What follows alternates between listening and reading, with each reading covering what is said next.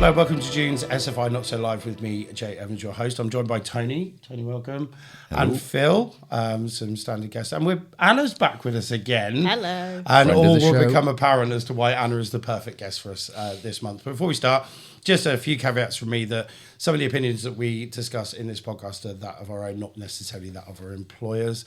And some of the information might be out of date by the time you listen. Don't forget, if you are listening to us on Apple Podcasts or Google Podcasts, pop over to Spotify and you can watch us as well. So the video podcast will be live at the same time this goes live on your phone.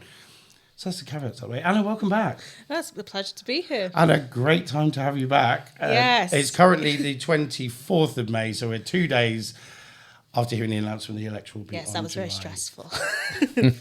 Anna's just been filling his head. Anna just said, just for the audience benefit, just explain why, as a journalist, 5:15 was not an ideal time. So I had been at an event from like 12:30 and then left at about 3:30. So I got back into the office at 4. We put out our last news alert at 5:30, and there'd obviously been these rumours swirling around, and we were debating: do we kind of go with that rumours suggest piece, or do we actually wait for the official announcement? And so we kind of decided, okay, we're not going to do.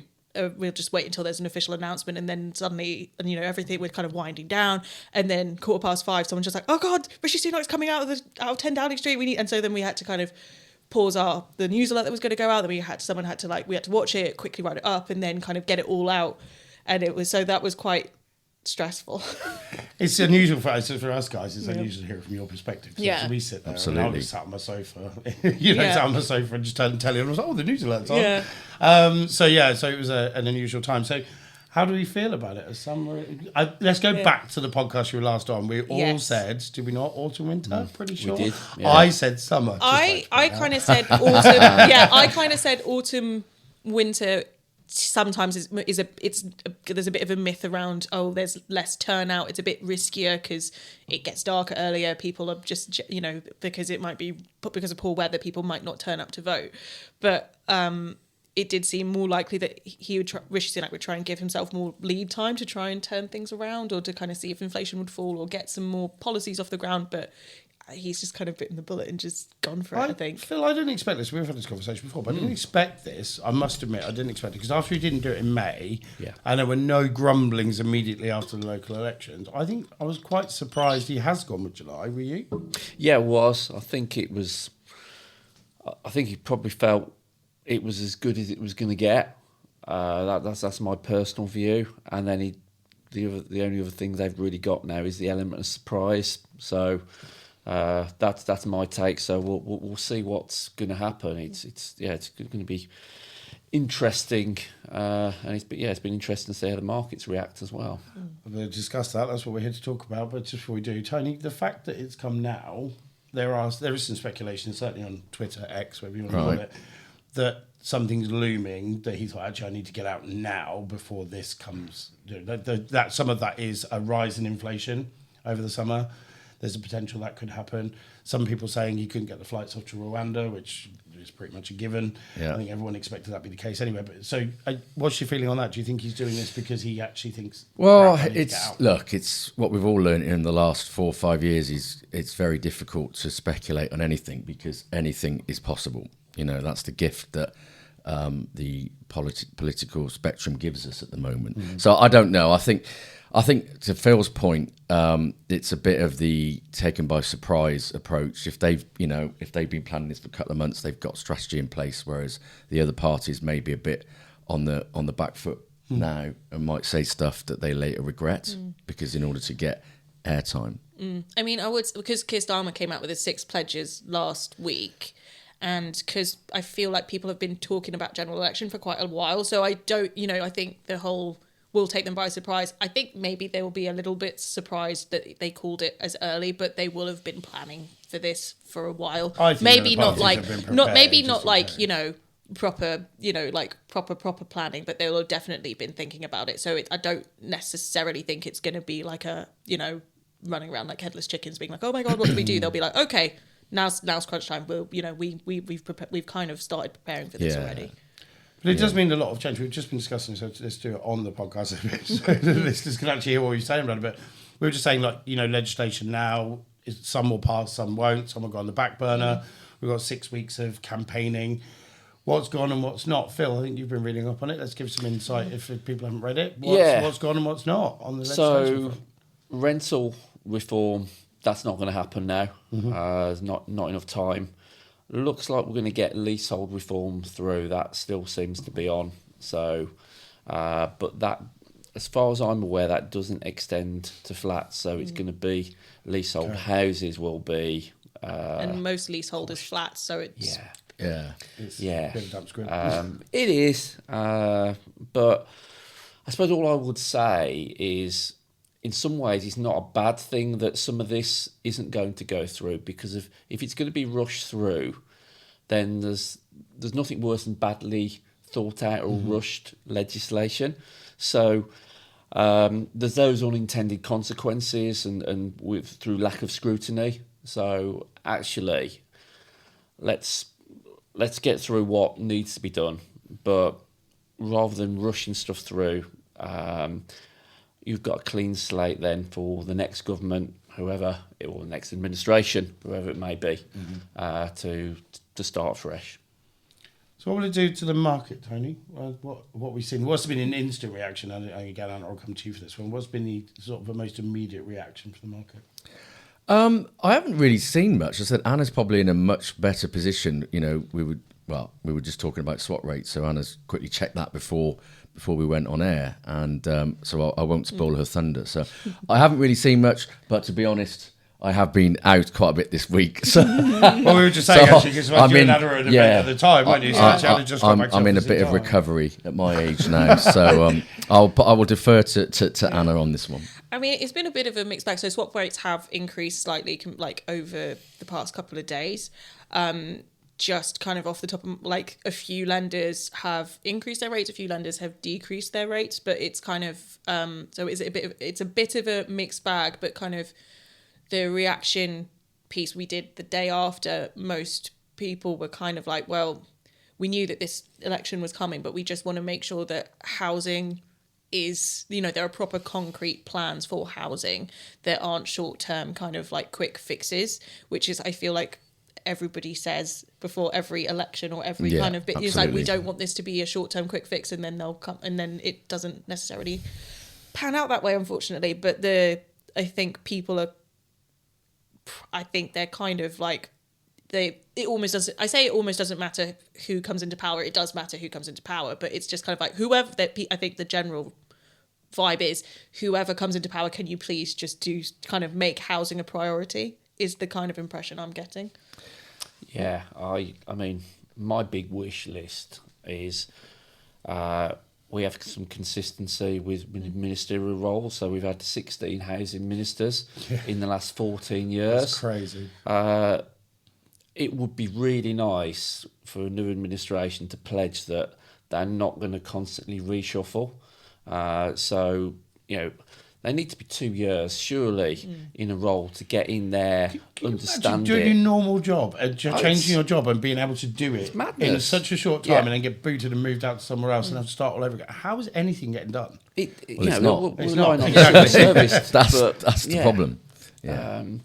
No, so absolutely. We need that consistency of somebody in the job who knows what they're doing or become competent and actually get things done. We mentioned with on the last podcast, didn't we? We said, you know, what would we like politically, and I think it's being around the cabinet, having somebody in the housing department that is around the cabinet, so there's a decision-making process that is a bit more concrete and takes housing more seriously. Something you would be pleased to see, would you? Absolutely, but also I think Martin said it at the last one. It's about cross-party agreement to this as well. This is a crisis. This is a problem for all of us and shouldn't be used as a political bargaining point. Do you think it's going to be like this now? Now we're going into the 6-week period. Are we going to see this political football with housing? That's going to be top priority? I want it to be, because I'm heavily invested in this industry, clearly, but not only from a lender, but from my relationship with Naxper in terms of the whole self and custom build market and being able to support that, which is desperately needed through planning reform. I want somebody to take it seriously, because they're not, and they haven't. That's why you've had 16 ministers in 14 years, because no one is taking this seriously. It's a placebo answer. Oh yes, we'll look at this, and then they're not, because unfortunately, other things get in the way. But, you know, we need to stand up and look at ourselves and realise that our house building approach is the worst of the known developed countries. You know, it's that dysfunctional. We're not supporting the biggest thing that us as Britons love, which is owning or aspiring to own our own property. So it's something that we do need to solve, really. It's something they've all mentioned. I think all parties. I mean, There's lots of different approaches I think to it. I kind of was looking at, different, Rishi Sunak's speech and Keir Starmer's speech, and they're all kind of mentioning high mortgage. They're all mentioning mortgages are just like, so, Keir Starmer saying, oh, but the Conservatives, they've led to higher mortgage rates, and, Rishi Sunak saying, oh no, but like because we're bringing down inflation and, base rate cuts are coming, then, we're going to cut your mortgage. So it is becoming a bit of a political football of kind of like, no, but, so it's kind of a thing that's quoted in a lot of speeches, but then it's kind of like, actually, but you're not actually doing anything. It's words it's just action, words. isn't it? Yeah. And I think also we're kind of still waiting to see what they're going to do about housing. So I think, there've been hints going on about what each party's kind of approach to housing is about, like, will they revive Help to Buy? Will they reform stamp duty? Will they do, I think some people kind of thinking about repealing right to buy and things like that. There's a lot of rumours and things circulating about what they're going to do, but until they actually come out and say, this is it, we can't, we won't know, which is exciting but also frustrating because I'm, as a journalist, I just want the answers. Well, absolutely. So it seems like, how many times have we mentioned planning reform? You just mentioned an axe, but planning reform is a big issue. And trying to get something into local government to get sites approved. To be fair to Michael Gove and the Levelling Up, we have seen some planning reform. So let's be even-handed here. We've seen that, so that's a positive. But there's just so much more that needs to be done. And I do think Gove actually did try and like push forward a lot of like stuff with renters reform and with he's tried to push it forward, but he keeps getting kind of rebuffed by his party. I feel he's been the voice. So he's kind of been saying, I want to get rid of, I want to reform this, I want to like improve this, but he just keeps kind of meeting pushback, which is, the nicest thing I will say about Gove, to be honest. Talking about housing and house building, though, it's a lot of the time local MPs that are actually stopping a lot of developments happening because they get the wind in their local constituency and they don't want that. So one of Labour's suggestions was a Milton Keynes style new towns option. Yeah, that then get around that. Really, really interesting because I look back. The Brown government wanted one of their pledges was the eco new towns, which so it's almost dusting off the previous Labour administration's plans. And I think I've said on the last probably 5 podcasts I've been on, we need a long-term housing plan and it needs to be a green housing plan. So that sort of makes sense as long as all the infrastructure is there as well. And again, we used the term before, it's this housing ecosystem. So it's not just to cater for people who want to buy houses. We need a fully functioning rental market and we need a fully functioning social housing as well. So all those components need to all work and exist. And it's whether together. It's on greenfield or brownfield or like whether it's a mixture of the two, or and it's also just like, it's not just building the new housing, it's also making sure that there's proper infrastructure around there. Because I was visiting a friend of mine who lives in a new build place, and she's like, well, I have to drive everywhere because there's not like a corner shop, there's not the bus stop is like a half-hour walk away, blah, blah, blah. And, so even if I just want to pop out to get milk, it will take me like 45 minutes. And, she got, they love the house, it suits them. But it is that thing of, it's not, it's just like you can't just put a house and just be like, job done. It's all these other things that you need to think about as well. And it's getting rid of the monopolised system, isn't it, Tony? And we were talking about the fact that there's some big house builders out there who are not necessarily building houses people want, and there's small builders out there that aren't doing so well. And it's maybe readjusting that balance. And you were saying, really interestingly, we did on the Self-Build podcast, where you said actually, is it the 4th biggest builder is self-build? Yeah, self-build. Because absolutely. collectively, it's growing. So I think it's nearly we quote 12,000 a year, but it's more like 14, 15,000 a year now. But we are still the worst at it in the known developed world, at 7% of our housing being built. So surely a reform needs to be more emphasis. Yeah, look, it's one of the. It's interesting because it's one of. I'll be interested to see how the parties use their manifesto for this, because it's one of those areas where actually it's one part of the solution that doesn't actually need funding. The funding's there. There's lenders like Saffron and lots of others that will actually happily lend to developers and self-builders. We just need the planning reform to enable that to happen. That's the problem. That's why I'm interested to see what comes out of the Competition and Market Authority's closer look at the practices of the large builders. You know, because that's and they're doing what they need to do to support their PLCs with institutional shareholders, and therefore they need to do what's right for them. I get it, but we need just better planning reform to enable the person building one house to have the same freedom and flexibility as someone building 1,000 houses. That's what's missing. Yeah, I really don't want Help to Buy Mark II because it just creates spikes. Yeah, it spikes up. It's property like a stamp prices. duty patch as well. That would just create. Well, I was just going to bring up both of those. As they are patches, aren't they? They're not. You know, don't get me wrong. I'm looking to move, so a stamp duty patch right now for someone like me would be wonderful. But it just creates a bulge that. We already have a conveyancing system that's struggling to meet demand. I think it's broken at the moment. It's broken. You know, it's taking 5-6 months to go from buying a house to actually moving into it. You know, local authority searches, I was told the day, which used to be 2 weeks, can be up to 12 weeks.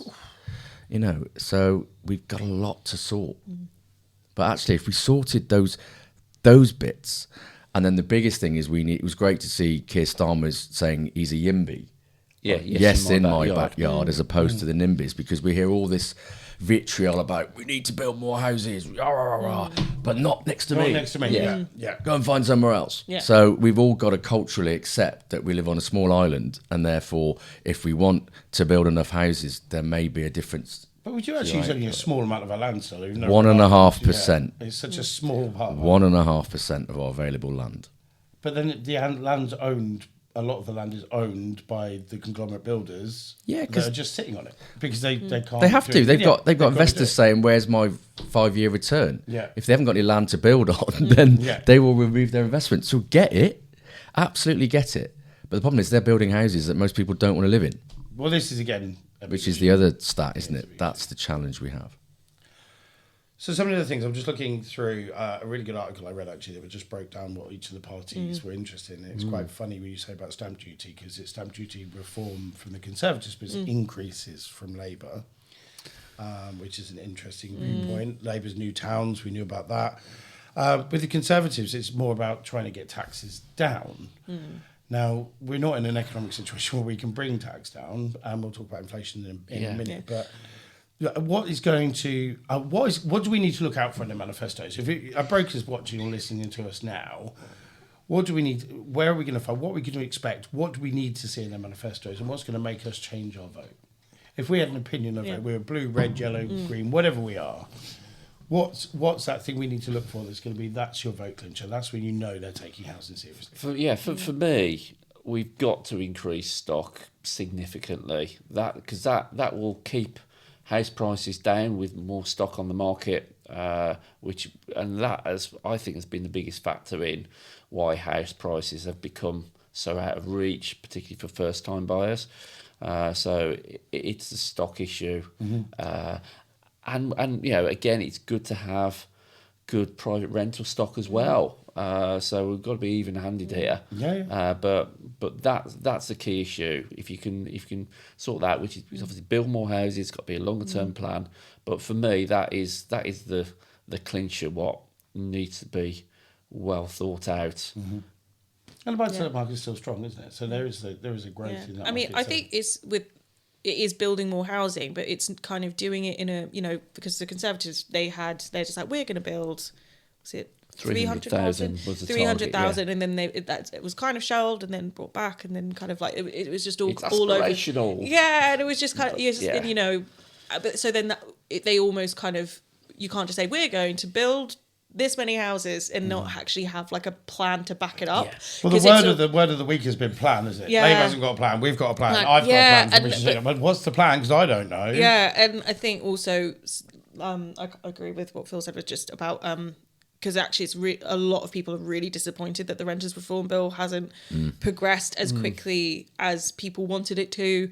You know, there were all the delays about you know, people being like, no, Section 21 should. Eviction notices, you know, we need to do this examination of the legal system to make sure that it can start, you know, if we take it away and we replace it with a new system, that everything's going to work, which I'm just like, I understand it logically, but then there's also all this other back and forth about changes. And, you know, you know, this morning when BBC said the Renters Reform Bill's not going to go ahead, the number of like messages I got just being like, this is just so disappointing. You know, so I think it is kind of, because also a lot of people, you know, more people rent than own a home. So actually, I think the rental, you know, and also a lot of young people are renters. So actually, if you're kind of like, if you're thinking of it purely from a voter perspective, if a lot of them are renting and they've seen their rents increase by like, I think the rental increase this week was, figures this week was something like still like 8-9% increase in rent. And if you just said, actually, no, we're going to help you with your rent, we're going to make sure that your landlords are kind of like doing the right thing, and we're going to like make your life easier, then I think that's quite persuasive. Absolutely. Yeah. Absolutely. Yeah. Okay. We've mentioned it a few times. Let's talk about it in more detail. Let's talk about inflation, because there's a rumour that because it's now come down to the 2% mark, that Rishi felt a little bit more comfortable. And that might have been one of his reasons for going for the summer. But then he kind of reversed it by announcing an election in some senses, because he created more in some ways created more uncertainty. Yes. So he almost kind of took the one bit of good news that they had and then kind of... And actually quashed it. And actually, so the good news didn't really come out, did it? I didn't really see a huge amount of stories and positivity. I think they actually thought it was going to come down more than it did. So I think they thought they were going to hit that 2% target. And then even though 2.3% is close, it's still not that target. So I don't know. It's just it's an interesting choice. It's one of his things, and Rwanda being another. Obviously, that's outside of our sector, but Rwanda was a big clincher. But it was the economy that he's bouncing a lot of things on. But there's now all sorts of rumours that it might go back up again. What's the word on the street, Tony, in the sector? What people feeling about inflation? Do you think the Bank of England is still going to hold off from doing a... I still don't think rates... I think there was talk of rates... I think there was an article. There's contrary articles everywhere. There's one that's saying you're going to see 3 rate cuts this year. As won't happen. As the one we're saying is the next one we don't think will happen. I don't think we'll see one till the autumn now, because I don't think they want to spook it, because if it goes down, everybody might suddenly go crazy and spending again, and that's going to go the wrong way. So I think they'll wait till the election's out of the way before doing something, in my view, because but it might also be something that helps sway voters to a degree. I know they're independent, supposedly, but yeah. So we'll see. As we said, swap rates have gone up slightly. I don't know if that's as a result of election announcement or inflation. Don't know. So nothing's massively spooked it, has it? It was only like a little very small from what I checked before. But who knows? It might have changed since we started talking. And also, just for the sake of the audience, we are recording on the 24th of May, sorry. Yeah. So actually, it might have changed by the time you listen to this, because it doesn't go out to the 1st of June. So we could have a few changes in there. But I mean, it's, you know, they're expecting a rate hike, is the story I'm reading from the Daily Mail. No, I don't think so. It's not a good base won't go up. Yeah, I think that's really last unlikely. words, but I think I think might bite your own tongues. I think the sentiment is, why would it go up? Look, it's 0.3 above the position they were going to be at. That I don't see the justification for putting millions of people under unnecessary strain by raising up an interest rate and the unintended consequences of that. I think the kind of general consensus I'm hearing, but again, it's like everyone says it's like, oh no, it's going to be from this date, but it's kind of like possible rate cuts from August onwards, but it's just so dependent on so many other things. But it's basically like but then probably not going to, like you said, then probably not going to do anything before the election. don't Yeah. want to upset the apple cart Yeah. too Absolutely. much. Yeah, the Bank of England are meeting on the 20th of June. I was going to say it's 23, so literally and then 2 it's weeks the before. 1st of August, Yeah. so there's no July Bank of England meeting. So I'd be really surprised, and I think it would really compromise their independence as well, potentially, if anything happened in June.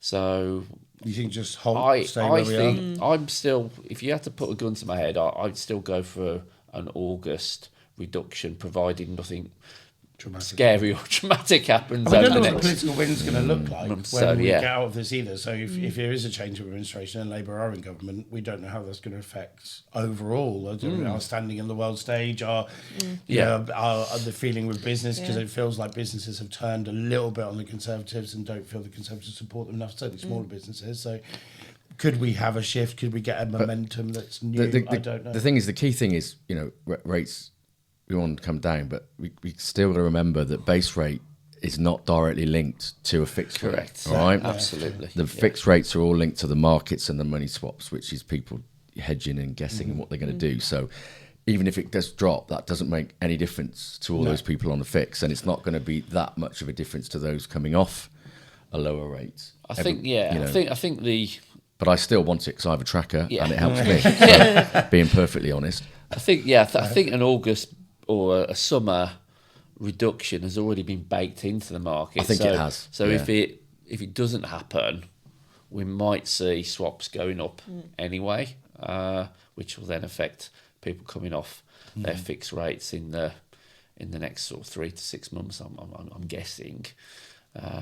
My fixed rate finishes June next year, so I'm hoping it will still start to come down. But, we will see. Absolutely. Yeah. Some positive optimism, maybe. Let's look and see. Let's see what the summer brings. But no, Phil, I agree with you. I said 20th of June. I thought, well, I'm going to touch it, are they? Because it's just before. So let's see what August brings us. And we'll be here to talk about it afterwards, no doubt. Absolutely. So, I mean, you just said, Tony, we talk about the cyclic nature of the mortgage industry, and it goes through. We're in a very long low rate environment. How long is it going to be before we get rates that people will feel more comfortable with? Or is this more of a long term position we're in now? No, we've had an unprecedented decade of very, very low rates that I don't think we'll ever see again unless there is some sort of global crisis that forces the hand to do it.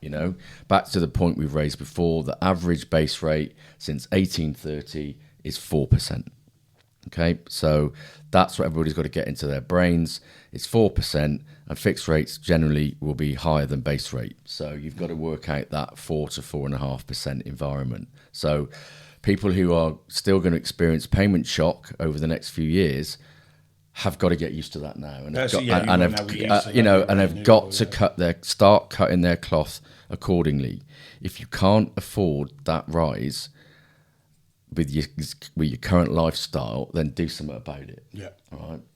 Because your house is your most important asset. And this is advice brokers need to be given to their absolutely. Get ready for it now. We are seeing a market. We're seeing arrears going up. We're seeing unsecured debt rising. We're seeing lots of things. But on the positive side, we're seeing lenders supporting borrowers with products that help support those who are needing to do things or have found themselves in difficulty. But everybody's got to really realise that the low rates that we've had are not, there's no foreseeable reason ever why they would come back. And I think if we get rates in the 3s, that should be classed as a low rate in my view. Yeah. Well, it was just never really sustainable to have like a sub 1% or sub 2%. Like when I remember writing about that, and I think it was only like the course of like over 2 months where there was like sub 1%. Like there was just like a huge flurry of those low rate mortgages, and then people just like kind of took that as that's what I should be able to get. So it's almost like they thought, but it was almost felt like they could bargain and say, oh no, but like I know that you said 4, but I want it to be like, and I'm just like, that's not how it works, unfortunately. Yeah. The problem is too many people are still holding off on making the decision at the time to transfer their product, and they're waiting thinking that, it's going to get better. And you need to sort yourselves out now and be prepared for that payment now. We were looking at, weren't we, the buy-to-let market has seemed to have understood the dynamic of the market, and they're now reinvesting and growing their portfolios with those rates starting with the 5 for buy to let, because actually they've gone, this isn't going anywhere. I've still got a business to run. Let's do it. What we're seeing in residential is people still holding off, not willing to make that jump, not willing to do it, thinking, oh, I might get a cheaper rate tomorrow. So there's a bit of hope that they need to really not. I think that's where the broker comes in, because they should, they absolutely. And I think they definitely are doing it. It's just saying, like, actually, you know what, I'm going to put in, a PT application now, like, say up to 6 months out. So then you have that as a back, but then I will I'll just be checking for you. But then it is that thing of if a customer's just like, oh no, but maybe it might go lower, then as a broker, if you kind of have to be able to say, look, I think this is probably the best you're going to get. It's better to bite the bullet now and just go for it. Because it could get higher, because guys. it could, So, but I'm not envious of brokers at the moment to kind of have that quite difficult conversation with a customer to kind of say, I actually think you need to do this now. Yeah. The good news, what we are seeing though, it's coming back again, isn't it? The resurgence of the tracker and the discounted products. Yeah. Because we are in an environment where it is likely that those rates are going to drop. So for the clients that can take that gamble that rates can go up as well as down, but can afford any increases, then it's a really viable product. It's the challenges though, it's because of the regulatory approach to affordability, trying to get one isn't as easy. That's why there's a predominance of 5-year fixed rates, because you can, with most lenders, you can use the pay rate rather than the stressed rate.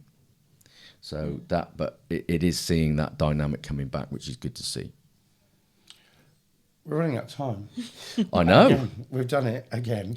But just before we go, just for the brokers' benefit, so we've got 6 weeks of this campaigning. We're going to be back just before the election. So our next podcast will go on the 1st of July.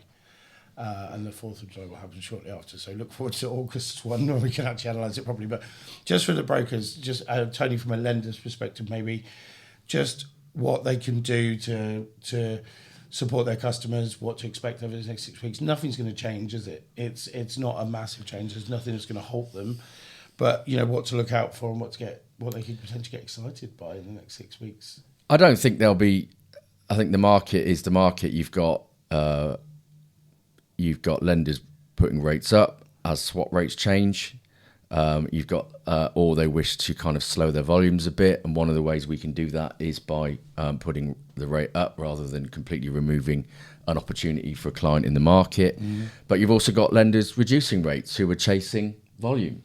So I think it's situation normal. Really. As a lender directly, we're busy. We've found we've hit a purple patch and are seeing a lot of volume, which is great, and we are going to take some of the sting out of our own volumes because we don't need to get as much. It's all about, it's great getting it all in, but if you don't deliver the service and control the outcome, then that's not good either. So that's what that's the balancing act that we're looking at the moment. So I think it's just carry on, guys, but let's just have the realism. If you need that house now, and that's the house for you, and the rate starts with this, that's what you're going to have to pay. Yeah. It's not going to get much lower. And we're not going to see a generation of this. So new first-time buyers now, you listen to your parents, they're going to be like, oh, we would low rates right around. So we talked about this before. They're not going to go down to a point where your parents got their last mortgage or whatever. So first-time buyers will be new generation. So we have a generational shift, but it's going to take a little while for that to fizzle out. But as it stands, we're not going to see huge increases. So Phil, as a broker, what would you be looking for over the next 6 weeks? What would excite you and say, this is going to be the best outcome for me and my business? And we talked about planning reform, we've talked about what's going to be in the manifestos. What do you think is one thing you should look out for and go, that's where we need to be? It's a good question. I think the best thing brokers can do is just in some ways we don't want anything too exciting now that's going to upset the apple cart now. We want a bit of normalness and boringness for the next sort of 6 weeks in terms of what's going on in the economy and that, we're going to have a lot of bluster with all these election pledges. So my advice to brokers is to just ensure that the clients are making informed decisions based on what we know now today. And a more long-term thought process. And make those decisions based on where we are now. And then if anything changes, then you can review. But if you keep putting stuff off, then things are always potentially could change. Exactly. So if customers are worried, clients' customers are worried, don't worry, nothing's changing. Yeah. Just carry on as normal. Live in the here and now. Just go and find the house you want. Exactly. Anna, what's going on for you? And you're with us again, so let's give you a chance to talk to us about what you're up to, what you've been working on, and what's new with you. We've been working on I've been working on a series of stories on broker fees. Okay. So that's all out this week on Mortgage Solutions. If you want to go have a look, it looks at all regulated mortgages, lifetime mortgages, and second charges. And I'm hopefully going to have something on average broker fees in the next few weeks. Hopefully. So you may make a new story on the next podcast. Absolutely. But it's also with election stuff. I mean, we are going to be keeping like our finger to the pulse of we'll do our best to kind of tell you guys what the what the relevant stuff around housing, and we'll kind of keep an eye on that. So if you are kind of if you do want to be able to talk to your clients about, this is what the various parties are doing with housing, then there will be coverage coming up on that. But it is dependent on when they actually make announcements and what's rumour, what's not. But yeah, it's going to be an exciting, if a bit stressful, 6 weeks from a journalistic perspective. Yeah, absolutely. You're in for a busy 6 weeks. Yeah. And actually, as an ex-PR and somebody who's worked in the media, specialist publications like Mortgage Solutions are the best place to go. Avoid some of the mainstream media stories, which are just there for just to stir the pot sometimes, to generate headlines. Just to increase my blood pressure, really. That's why. Absolutely. So I would always recommend going to Mortgage Solutions. Well, that's it now, guys. We're back again in July, just as I said earlier, just before the election. Let's see what the next few weeks brings for us that we can talk about next time. Don't forget, if you are listening to us, head over to Spotify where you can watch the video version of this podcast every single month. Please do sign up for it as well. So subscribe to the series and it will give you a notification on your phone as soon as we go live on the first of every month. But for now, Anna, thank you. Yeah, absolute pleasure. It's really nice to have you back. And perfect topic and timing. Absolutely. Yeah. Just for the sake of the audience, Anna wasn't our guest. Anna has very kindly stepped in due to an issue, and how uncanny that the day she stepped in, Rishi Sunak announced an election. It's who knew that there with we me go. joining It's like we almost planned it. It's a butterfly effect. It's like we almost planned Absolutely. it. So gentlemen, thank you very much. And, Pleasure, as always. We will be back next month to do a pre-election podcast, and in August will be a what's happened after the election podcast and what's the reaction been. So we'll be back then. Thanks very much for joining us. If you have enjoyed today, please give us a 5-star rating because it helps other people to find the podcast. And if you want to review some of our older podcasts, go over to Spotify, Apple Music, Google Podcasts, or wherever you listen to your podcasts, and the whole series is there. And we'll see you on the 1st of July.